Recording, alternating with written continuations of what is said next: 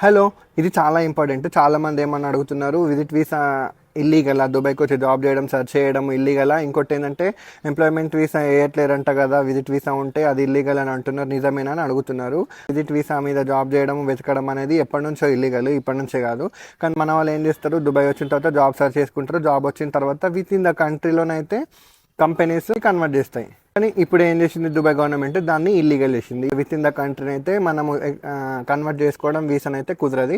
ఖచ్చితంగా country exit అవ్వాలి. Companies ఏం చేస్తే ఈ చుట్టుపక్కల కొన్ని కంట్రీస్ ఉంటాయి కదా, అక్కడికైతే పంపించేసి మన విజిట్ వీసానికి నుంచి ఎంప్లాయ్మెంట్ వీసాకి అయితే కన్వర్ట్ చేస్తారు. ఎంప్లాయ్మెంట్ వీసాకి అప్లై చేస్తారు కదా, అప్పుడు ఎంప్లాయ్మెంట్ వీసా పర్మిట్ వస్తుంది. ఆ పర్మిట్ మనకు సెండ్ చేస్తే మనం అది తీసుకొని ఫ్రెష్గా కంట్రీ లోపలికి ఎంట్రీ అవ్వచ్చు. విజిట్ వీసా కూడా ఇప్పుడు 60 రోజుల లిమిట్ ఉంది కదా, అది కూడా మనం ఎక్స్టెండ్ చేసుకోవచ్చా విత్ ఇన్ కంట్రీలో అంటేనే అయితే లేదు. మీకు ఒకవేళ 2 నెలల లోపల జాబ్ రాకపోతేనైతే ఖచ్చితంగా అది కూడా ఎగ్జిట్ అవ్వాలి. దానికి కూడా ప్యాకేజెస్ ఉంటాయి. ఇక్కడ ట్రావెల్